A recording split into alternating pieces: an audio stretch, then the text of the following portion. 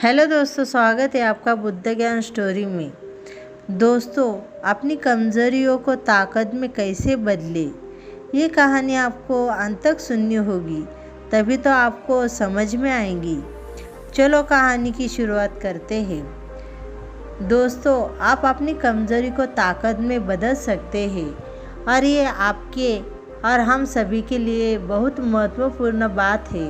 और यह बात बिल्कुल सच है कि आप अपनी कमज़ोरी को ताकत में बदल सकते हैं। लोग बदल सकते हैं, वे कमज़ोर होकर शक्तिशाली बन सकते हैं और वे गलत होने पर सही साबित हो सकते हैं।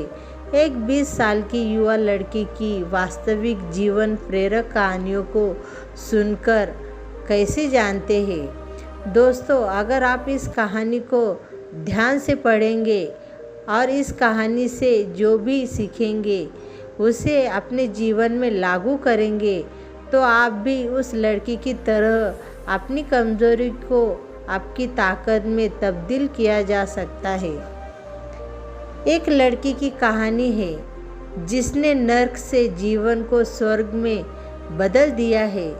इस युवा को बहुत छोटी उम्र में बहुत बुरी आदतें लगी हुई थी, इसलिए पहले उसकी ज़िंदगी बर्बाद हो गई थी, जैसे शराब पीना, गाली देना, बहस करना वगैरह वगैरह। इस लड़की की ज़िंदगी मानो बर्बाद हो गई थी।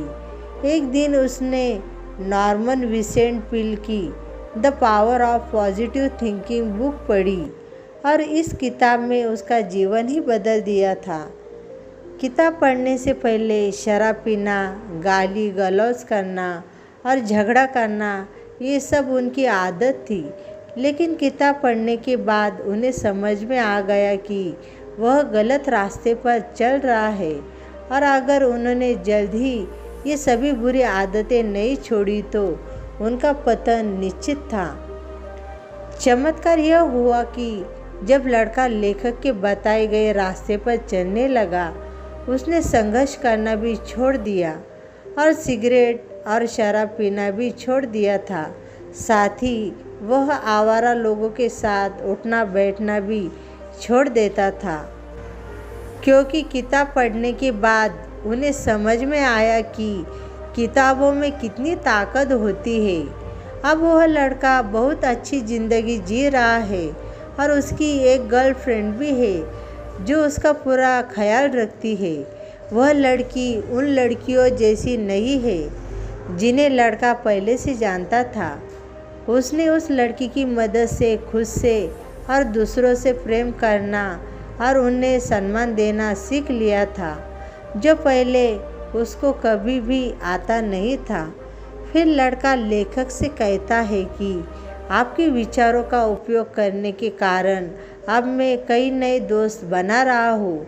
और इसके साथ ही लड़का यह भी कहता है कि मैं अपनी पूरी ज़िंदगी में कभी भी इतना खुश नहीं हुआ जितना कि आपकी किताब the power of positive thinking पढ़कर हुआ हूँ। दोस्तों, इस तरह कई लोगों ने विभिन्न तरीक़ों से प्रदर्शित किया है कि आप अपनी सबसे कमज़ोर जगह पर सबसे शक्तिशाली बन सकते हो।